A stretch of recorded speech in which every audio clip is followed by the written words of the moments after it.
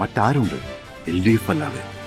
തൊടുപുഴയിലേക്കാണ് ആദ്യം പോകുന്നത്. തൊടുപുഴ PJ ജോസഫിന്റെ മണ്ഡലം. 46 വർഷം PJ ജോസഫ് തലമുറ മാറ്റത്തിന് വഴിവെച്ചിരിക്കുന്ന മണ്ഡലമാണ്. അപ്പു ജോൺ ജോസഫ് ആണ് UDF സ്ഥാനാർത്ഥി. സിറിയക് ചാഴിക്കാടനാണ് LDF-ൽ നിന്ന്. റോയ് വാരിക്കാട്ടെ NDA പ്രതിനിധീകരിച്ച് മത്സരത്തിന് ഇറങ്ങുകയാണ്. 3 പേരിൽ ആർക്കൊപ്പമാണ് തൊടുപുഴ എന്നത് വലിയ കൗതുകത്തോടെ നമ്മൾ മത്സരിക്കുമോ എന്നുള്ളത് നമ്മൾ കുറെ കഴിഞ്ഞിട്ടാണ് അറിഞ്ഞത്. ജോസഫ് തന്നെ ആയിരിക്കുമെന്നാണ് ആദ്യം കേട്ടിരുന്നത് അല്ലെ. കുറച്ച് കഴിഞ്ഞിട്ടാണ് മകന്റെ അച്ഛനെ പോലെ തന്നെ മകനും പാട്ടുപാടി വോട്ട് തേടുകയാണ്.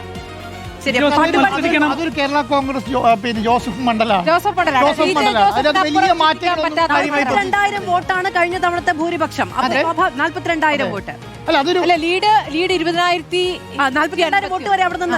നമ്മളെ ചില മണ്ഡലങ്ങളിൽ അത് PJ ജോസഫ് എന്ന് പറഞ്ഞാൽ ആ മണ്ഡലത്തിൽ വികാരമാണ്. വേറെ ഒരാൾക്കല്ലാതെ മറ്റൊരാളെയും അവർക്ക് ആലോചിക്കാൻ ഒരു കാര്യമുണ്ട് കേട്ടോ. ഈ തൊടുപുഴേനെ ആ ഇന്ന് കാണുന്ന തൊടുപുഴയാക്കിയതിൽ ജോസഫിന് വലിയ പങ്കാണ്. അദ്ദേഹം മാത്രം അതുകൊണ്ടല്ല, അത് വലിയ പങ്കാണ്. KM-മാണിയെ കുറിച്ച് പറയുന്നത് പോലെ എല്ലാ നേതാക്കളും അങ്ങനെയാണേ. തൊടുപുഴ മലയോര മേഖലയാണെങ്കിൽ കൂടെ അവിടുത്തെ വഴികൾ ശ്രദ്ധിച്ചറിയാലോ. എല്ലാം അങ്ങോട്ടും ഇങ്ങോട്ടും കണക്റ്റഡ് വഴികളാണ്. എല്ലാം നല്ല വഴികളാണ്, എല്ലാം നല്ല കണക്റ്റഡ് വഴികളാണ്. ഒരു മലയോര മേഖലനെ ഇത്രയും വൃത്തിയായി വലിയ ടൗണാക്കി മാറ്റിയത് ഈ വഴികളുടെയൊക്കെ ഒരു സൗകര്യം അത്ര വലിയ കൊണ്ടുവന്നതുകൊണ്ടാണ്. 2021 ഇടുക്കിയിൽ UDF-നെ ആകെ തുണച്ചത് തൊടുപുഴയായിരുന്നു എന്നുള്ളതാണ്. 2014 42,000 വോട്ടും 2021 20,000 വോട്ടുമാണ് അദ്ദേഹത്തിന്റെ ഭൂരിപക്ഷം. അവിടെ നിന്ന് ഇത്തവണ ആർക്കാണ് ആ വിജയം സ്വന്തമാവുക എന്നുള്ള രണ്ട് കേരള കോൺഗ്രസ്സുകാർ മത്സരിക്കുന്നു എന്ന പ്രത്യേകത കൂടിയുണ്ട് കേട്ടോ. ആർക്കൊപ്പമാണ്? അപ്പുവിനൊപ്പമാണ്. അപ്പോൾ ജോസഫിന്റെ പിൻഗാമി തുടരും. തൊടുപുഴ മണ്ഡലം PJ ജോസഫിന്റെ മകൻ അപ്പു ജോൺ ജോസഫിലൂടെ കേരള കോൺഗ്രസിനൊപ്പം ഉറച്ചു നിൽക്കുമെന്നുള്ളതാണ് reporter pre poll election trend. പാട്ടുപാടി PJ ജോസഫ് ഒരു പാട്ടുകാരനാണ്. അല്ലല്ല, പാട്ടുപാടി ജയിക്കും. രമ്യ ഹരിദാസ് കഴിഞ്ഞാൽ ഇടതുപക്ഷത്തില് രമ്യ ജയിക്കും നല്ല കേട്ടോ പറഞ്ഞ്. പക്ഷേ പാട്ടുപാടി ജയിക്കാൻ പോകുന്ന ഒരാളായിരിക്കും അപ്പു ജോൺ ജോസഫ്. അതെ, അടുത്ത് നമ്മൾ ഇടുക്കിയിലേക്ക് തന്നെ പോകുന്നു. ഇടുക്കിയിൽ എന്താണ്? ഇടുക്കി ജില്ലയിൽ ഇടുക്കി മണ്ഡലത്തിൽ ആരാകും എടുക്കാൻ എന്നുള്ള ഇടുക്കിയിൽ കേരള കോൺഗ്രസ് നിന്നും സീറ്റ് കോൺഗ്രസ് തിരിച്ചെടുത്ത ശേഷമുള്ള തെരഞ്ഞെടുപ്പാണ്. അപ്പോൾ കോൺഗ്രസുകാർക്ക് ആ മണ്ഡലം തിരിച്ചു കിട്ടിയതിന്റെ ഒരു ആവേശമുണ്ട്. റോഷി പതിറ്റാണ്ടുകളായി അവിടെ പ്രതിനിധീകരിക്കുകയാണ്. പക്ഷെ ഇത്തവണ അദ്ദേഹത്തിന് എളുപ്പമുള്ള ഒരു മത്സരമായിരിക്കില്ല എന്നുള്ളതാണ്. റോഷി അഗസ്റ്റിൻ എല്ലാവരുമായും നല്ല ഐക്യത്തിൽ പോകുന്ന, എല്ലാ ജനങ്ങളുമായും നല്ല കണക്ട് ചെയ്തു പോകുന്ന ആളാണ്.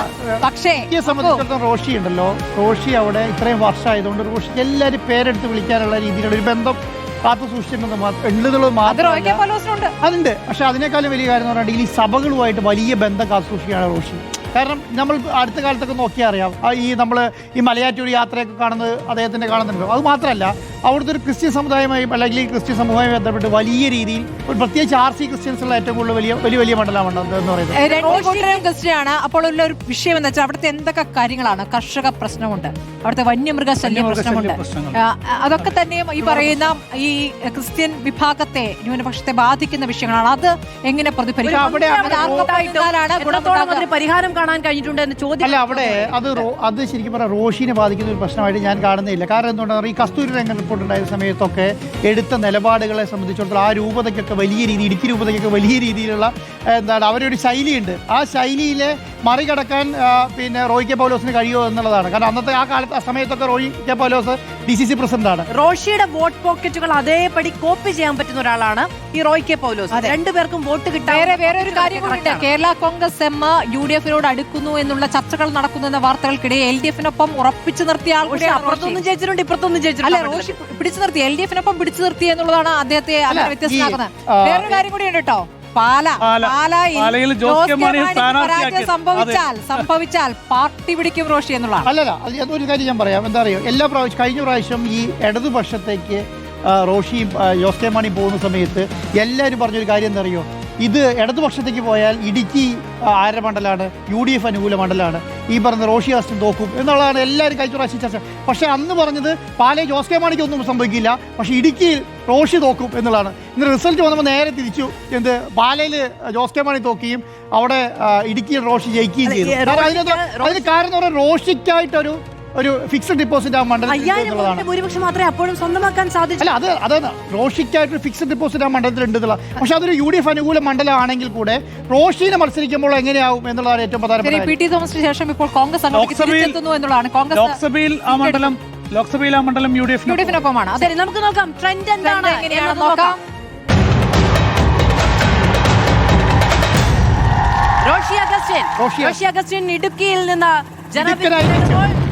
അവിടെ നിന്ന് അങ്ങനെയാണ് ട്രെൻഡ് കാണിക്കുന്നെങ്കിലും എനിക്ക് അതിൽ ചെറിയൊരു വിയോജിപ്പുണ്ട്.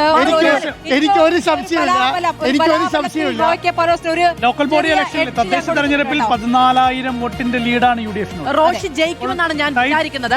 പക്ഷെ ഞാൻ അത്ഭുതപ്പെടില്ല. കോൺഗ്രസ് ഏറ്റെടുത്തത് കൊണ്ട് ടൈറ്റ് മത്സരം എന്നുള്ളതിനേക്കാൾ അപ്പുറം റോഷിയെ തോൽപ്പിക്കാൻ മാത്രമുള്ള ഒരു മത്സരം അവിടെ ഉണ്ടാവും എന്ന് ഞാൻ വിചാരിക്കുന്നു. ശരി, നമുക്ക് നോക്കാം. ഏതായാലും ഇടുക്കി ജില്ലയാകെ പരിശോധിക്കാം. ജില്ലയാകെ പരിശോധിക്കുമ്പോൾ എങ്ങനെയാണ് എന്ന് നോക്കാം. ആകെ 5 മണ്ഡലങ്ങളിൽ UDF 1-ൽ നിന്നും 2-ലേക്ക് കുതിക്കുന്നു. LDF-ന് 1 കുറയുന്നു എന്നുള്ളതാണ്.